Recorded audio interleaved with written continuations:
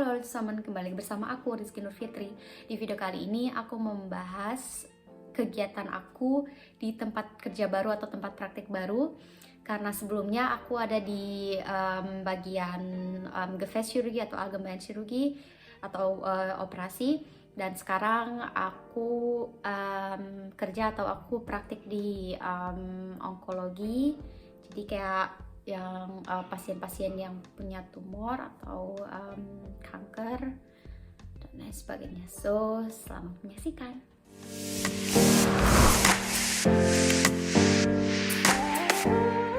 Nah, di tempat kerja yang baru sekarang atau stasiun baru atau Neue Einsatz, aku ada di onkologi dan onkologi tuh spesial banget. Banyak juga yang bilang pokoknya beda dari stasiun-stasiun yang lain. Dan ya bener, maksudnya mulai dari pasien-pasiennya dan suster-susternya itu beda banget, beda banget. Terus kayak kalau kita berinteraksi atau kita berkomunikasi sama pasiennya tuh kita benar-benar harus hati-hati dan benar-benar harus pakai hati. Soalnya gimana sih lah orang-orang yang dengan maksudnya punya kanker atau tumor yang gimana ya, maksudnya nggak bisa disembuhkan kan. Jadi intinya tuh kayak mereka ya in the end ya mereka pulang.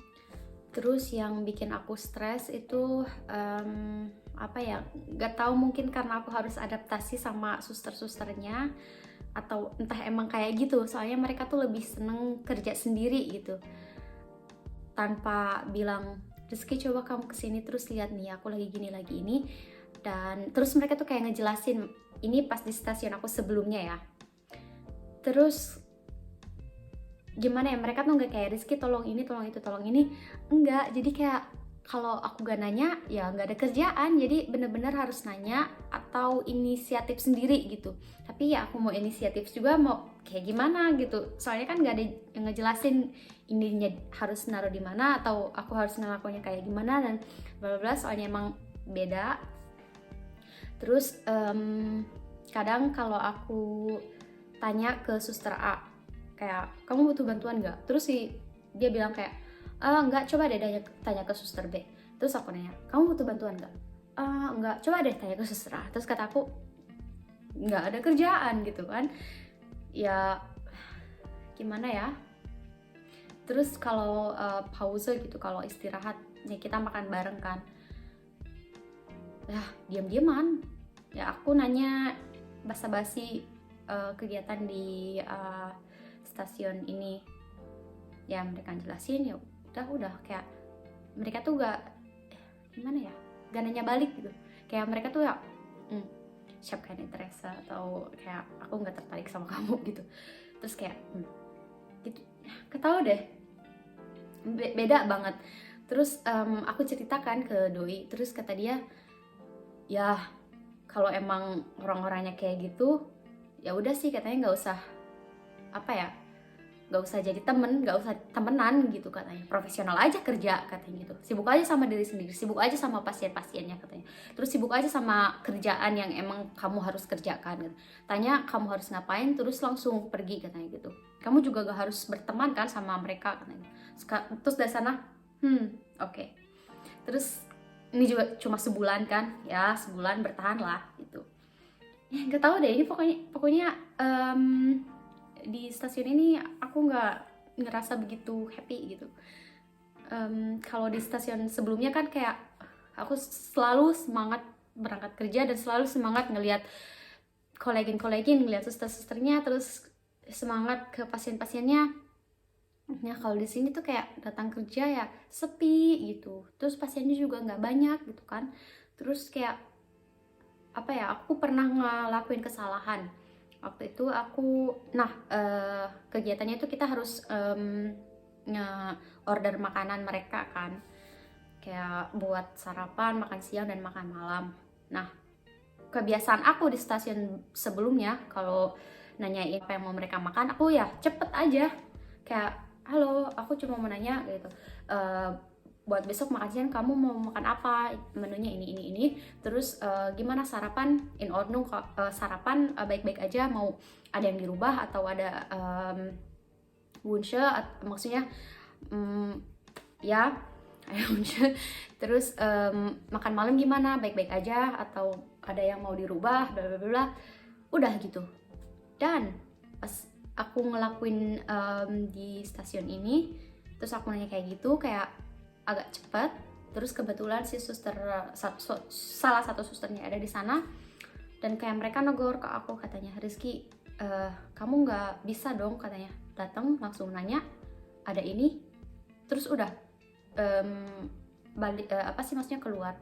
Nggak bisa, kamu tuh harus bener-bener nanya, katanya, dari sarapan tuh kamu harus baca lagi, ada ini, ada ini, ada ini, terus makan siang ada ini, ada ini, ada ini, kayak harus bener-bener detail gitu.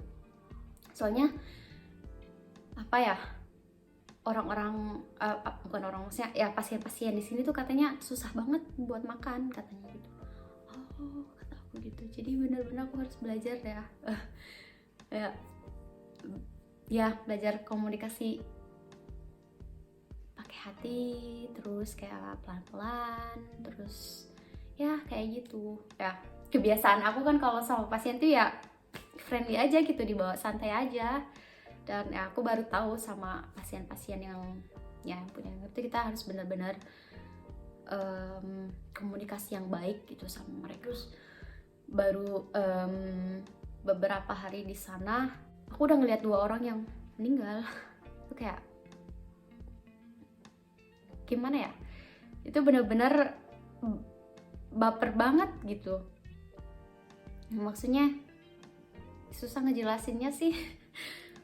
Terus ada sih satu kolegin yang bilang ke aku, satu suster, dia cowok sih, katanya bilang kayak gini, Rizky, kalau kamu, katanya, ya bahasa Indonesianya baper lah gitu, lihat orang yang meninggal atau lihat orang yang ya pasien atau orang yang pasien yang kesakitan, katanya bilang, katanya jangan dipendam di hati. Soalnya katanya pernah ada salah satu ajubi yang pindah stasiun karena dia sakit hati ngelihat pasien itu mati, katanya, atau meninggal katanya gitu. Terus dia katanya nggak cerita ke kolegin-koleginnya dia, dan akhirnya dia pindah stasiun karena dia nggak bisa ngehandle perasaan itu lagi, katanya gitu. Terus kayak dia nggak bisa ngelihat orang-orang atau ngelihat pasien-pasien yang kayak kesakitan gitu.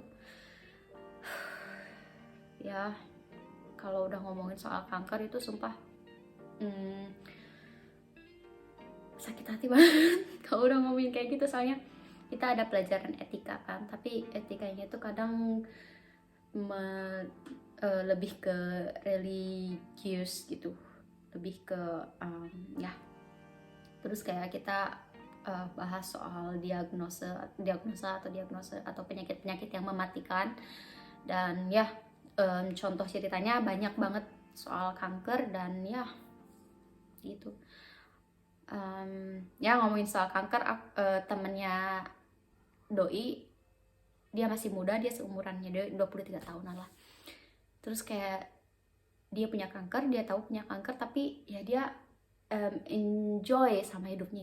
Dia masih kuliah, dia masih ke luar negeri, Ausland, Erfahrungen, kayak dia belajar di luar negeri, dan dia masih happy aja gitu.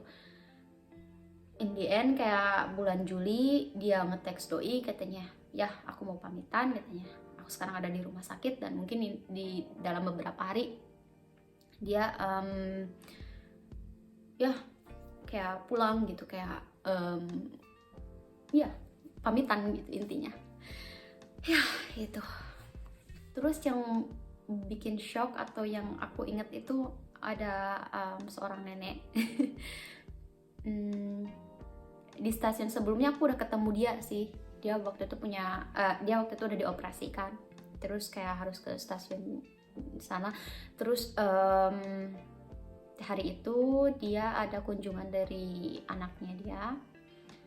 Terus tiba-tiba si anaknya itu datang ke kita dan tolong, katanya, ibu aku muntah-muntah, katanya, nggak ngomong apa, katanya. Terus kita datang dan ya ternyata dia tuh kalau bahasanya sekarat ya, Jadi intinya kalau orang meninggal itu nggak langsung gitu, tapi kayak mereka tuh ngeluarin semua flusi kait atau cairan-cairan tubuh, bisa melalui mulut atau pokoknya bisa ya, pokoknya cairan-cairannya itu keluar.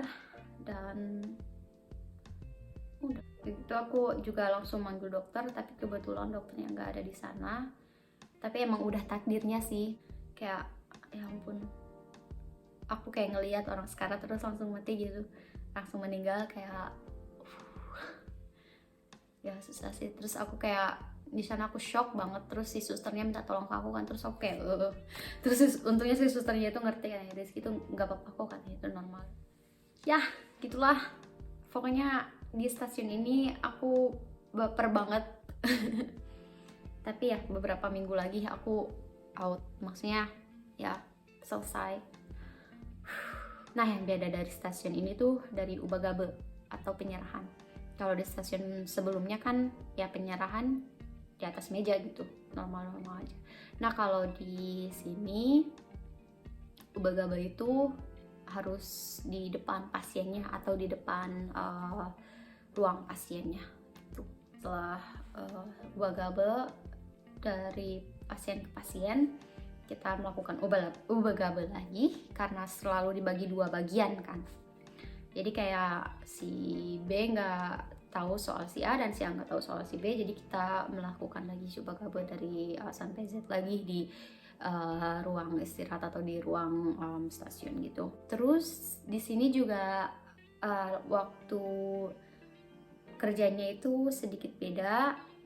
Jadi kayak ada juga Tussendienst, itu kayak apa sih namanya, Regeldienst, dari jam 8 sampai jam 4 sore kayak gitu. Tapi buat aku sih itu nggak terlalu enak sih, soalnya kayak gimana ya, kita nggak kebagian ubagabe, terus pas kerja bingung kerjanya sama siapa, terus pas datang tuh bingung harus ngapain karena gak ada instruksi atau apa ya, kecuali harus nanya. Dan ya kayak gitu. Sebenarnya sih aku minggu ini gak ada rencana buat bikin video, tapi karena aku sayang sama penonton aku, jadi ya keep update.